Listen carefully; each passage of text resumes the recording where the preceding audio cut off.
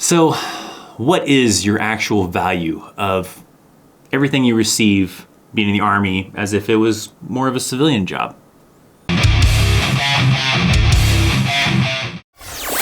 What's up, my friends? Welcome to an all new video. U.S. Army veteran ThatChrisChaos, and today we're kind of trying to break down kind of the different benefits you receive when you are on active duty in the United States Army, and kind of look at what would it be like if this was more of a civilian job, and instead of me just being given some of these benefits that I receive, what would it be like if I was actually just earning the amount of money to equal me to pay for those benefits? Make sense? This gets a little tricky. I mean, it kind of sounds a little complicated, but a lot of times I hear people, upset about what the pay is like for the Army. And yeah, sure, probably for risking your life, when you're in a wartime situation, it's probably not enough, right? But a lot of times people look at that base pay and that base pay alone, and they're looking at what their paychecks are gonna look like. And what is it gonna look like when I look at my bank account? How much money am I gonna have each month? And usually that equals, a little bit of disappointment. They're like, holy crap, that's really low.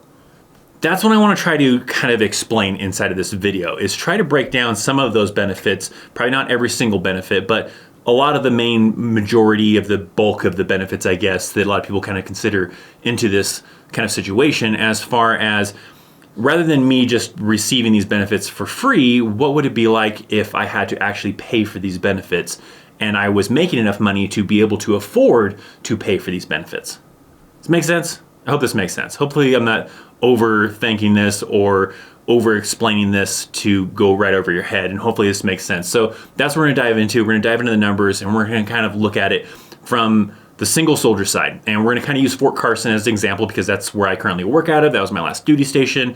And we're gonna use the Colorado Springs, Fort Carson area to kind of estimate this. Obviously in different parts of the United States, it's gonna fluctuate those numbers. Rent in Colorado Springs may be cheaper or more expensive than other places in the United States. So we're kind of just going off of a baseline of a single enlisted soldier who's an E1 and stationed out of Fort Carson.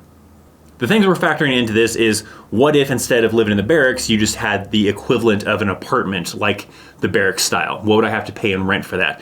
Medical insurance, food, all that kind of stuff. So let's kind of dive into those numbers and let's try to kind of break those down to kind of get a little better of an understanding as to really what that paycheck is worth. It looks really low when you're looking at your bank account, but there's a lot of benefits that you're not having to pay for that if you were in a civilian job, you would have to pay for. And yeah, that amount of pay wouldn't be enough to be able to cover those things. So what would it be like if rather than me having to, just receive those benefits, I had to pay for them myself? Make sense? Okay, let's dive into it. So let's start off with the basics. We start off with the basic pay. We're gonna go with just starting off in the baseline in E1, a brand new private, right? So we're gonna go with the lowest number possible just to kind of give you at least that to kind of compare off of. So what does that brand new E1 private make per month in the United States Army?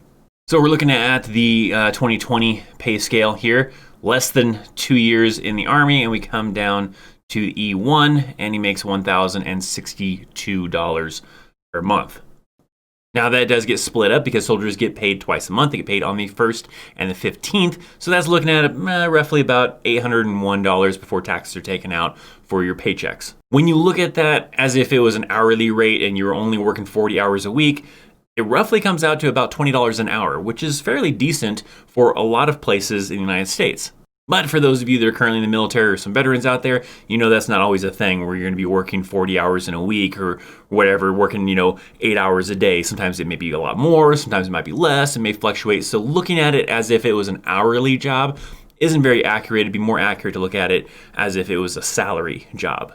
So in that case, you're looking at it as if, it's salary and you're getting $1,602 per month salary. That still kind of, doesn't exactly add up to certain things because a lot of states have like laws as far as like how many hours you can work even if you're salary, and you'll probably work more than those hours in the Army. So, loosely, we got to look at it more as a salary thing, not really as an hourly wage type of thing. Especially because a lot of times people estimate, when they're working from, 6:30 in the morning, then they'll get off until 8 o'clock, 9 o'clock, 10 o'clock at night or whatever. And they're like, oh man, I only made like $1 something an hour or whatever it ends up being, right? Kind of a thing. So that's why you also can't really look at it as an hourly thing. We got to kind of look at it as salary. So that would roughly be what you're making in salary.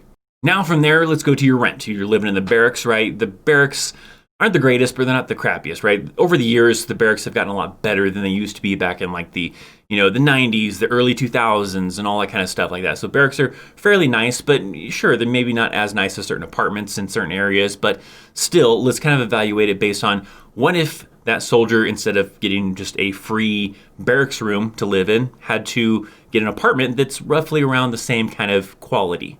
So I looked through apartments.com, I looked through different apartments, I tried to find like the cheapest apartment that was also nearest to Fort Carson, and I found this guy here. This guy is a $900 a month rent with 2 bedrooms, because that's kind of like what it's like, right? In the barracks, you're living in a little 2-bedroom apartment, and you have a roommate as a single soldier. So let's think of it as you have this 2-bedroom apartment, you guys share the kitchen, you guys share the bathroom. The only downside is like this place would have a living room where, your barracks room doesn't have a living room. You just have the 2 bedrooms, the kitchen, and the bathroom. But again, this was like the lowest like monthly rent I could find in the area closest to Fort Carson. Maybe somewhere else there may be cheaper rent, around Colorado Springs area, but for closer to Fort Carson, this was the cheapest I could find. And this may be like still kind of expensive for some people, maybe really, really, really dirt cheap for other people who live in different parts of the United States. So that really varies. Again, we're just kind of going off of the Fort Carson area as if you're trying to get a place in Fort Carson. So with $900 a month, you have a roommate, right? So in this case, because you have a barracks roommate, you're probably splitting the rent. So that then comes out to $450 a month. So without living in the barracks for free, you would have to be roughly paying, let's say, $450 a month, which sounds really cheap. But again, the barracks, aren't super great, but they're, decent, right? They're good, they're livable, all right? Next, you have to kind of look at utilities, and I kind of looked around for trying to figure out the average, and this is kind of close to even like around roughly what I pay in utilities, right? I don't have air conditioning in my home. It's just forced air kind of a thing, but in the barracks you do have air conditioning. So you got to kind of factor in, running the heater all the time, running the AC during the summer all the time, all that kind of stuff. And roughly that ends up coming out to, I'm estimating about $240 a month in utilities. But again, you're splitting it with a roommate, so you're looking at about $120 a month that you're kind of paying in those utilities. So roughly, you're now looking at $570 with rent and utilities all combined, which normally gets paid with BAH for those married soldiers. Now, BAH for Colorado Springs is $1,377, so obviously it'd be more profitable to be receiving BAH rather than just what the kind of the value is of the current like barracks and roughly what utilities would kind of be for that kind of situation. So making $1,377 compared to paying that $570 a month would probably, be a big difference. But the key thing is that BAH, when you're getting that as a married soldier or an officer or whatever the case is, that's not to just get the cheapest thing that's out there. It's to provide you with something decent to live in. But we have to kind of compare it off of the living conditions that you're getting in the Army barracks. So we're going with the lowest rate here, not what the BAH rate would be. Because with $1,377 a month, I could get definitely a much better apartment than what I was looking at with that $900, monthly rent for that one, and still have enough money, for utilities and everything. So I would be able to get something much better than what the barracks is, obviously, and if I was receiving BAH. So now let's look at food. All right, as a single soldier, you're going to the chow hall, and this is always a touchy type of subject, but technically you're eating in the chow hall for free. I've mentioned it many times in the video, so I'm not going to get into the whole, they give you BAS, but they take it back kind of thing. Whatever. Let's go off of if you were receiving BAS, which is what the allowance is for food, what would you be receiving, which is what they basically have decided that that's what the chow hall food is worth kind of a thing, because that's what they kind of give soldiers and then take away kind of a thing. But that is the amount of $372.71. So in that case, if you're not, eating in the chow hall because we're given the equivalent, you're going out and getting groceries, the equivalent should be about $372.71. We'll just round it to $373 just to make it easier for the math purposes. So now let's kind of dive into medical insurance, all right? When you're in the Army, you have like amazing medical insurance. You don't have to pay anything if you have to go to the emergency room. You don't have to pay anything if you need to go see a doctor because you're not feeling well. You don't have to pay anything if you want to do some routine type of things. So let's try to best to compare. I did a quick kind of search for the local Colorado type of insurance kind of companies and see what you could get that may be able to compare, but I can't find anything that's as good as the type of medical insurance you get when you're on active duty in the Army. So from my quick kind of search kind of a thing, I found this one.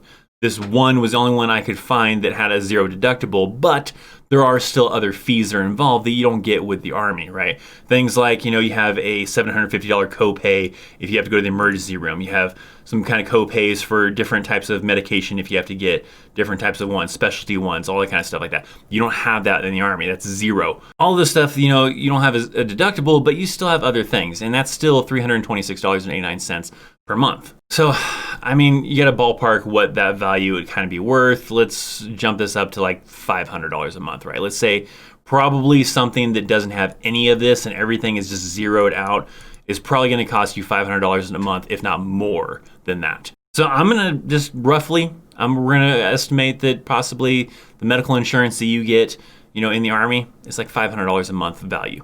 But again, that's maybe even a low value, maybe even more than that. Now, this is also not including like vision and dental, because in the Army, when you're at active duty, you get free dental and free vision. So that $500 amount may still be pretty low, but we're just going to go with the ballpark for now because I have no real good way of being able to find a comparable health insurance plan that the Army kind of gives you. It doesn't seem like that exists. So when we go ahead and kind of take a look at this and try to add all this up and everything like that, $1,602 for your monthly paycheck that you're receiving as an E1, $450 for your rent that you're splitting with a roommate, $120 you're splitting for utilities. You have your $373 for your food for yourself. You have $500 estimated for your health insurance. That basically comes out to $3,045 a month that you're making. And then when you're breaking it down into paychecks to look at, that's $1,522.50 that you're making per pay period. So that sounds a lot better when you're seeing that $3,045 a month compared to $1,602 per month. And again, it's just an estimate, right? Don't try to, break it down too complicated and be like, well, no, it should be this much because it's actually this much for a health insurance plan at that much, or for a rent for this place. It's just an estimate, guys. You can kind of fluctuate it here and there. I'm just trying to kind of make you understand kind of what the value is of being a single soldier and why it seems like that pay is so low, but what you're actually getting. So really, you're roughly getting like $3,045 per month instead of the $1,602 per month. But also a factor you have to put in there is that this is based on E1 pay. It's pretty quick for you to jump up to E2 and then to E3 and everything pretty fast. So this is usually only short-term kind of money that you're making, and then you quickly are able to kind of move up in pay.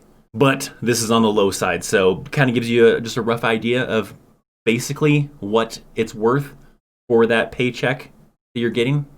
So, all right, there you go. So hopefully that kind of explains it, I hope. Again, like I said, these are just rough numbers, right? They're not exact science numbers. It's just the best that I can do. I'm not a financial person. I'm not an expert on everything, but I'm trying to kind of roughly give you an idea, especially for those of you that are not in the Army yet and you're kind of looking at it, right? You always hear these stories about people saying that, oh, the pay is really low and everything like that, but really, what are you getting for that, right? What is the value for everything that you're still receiving, even if it's not directly going into your bank account kind of a thing?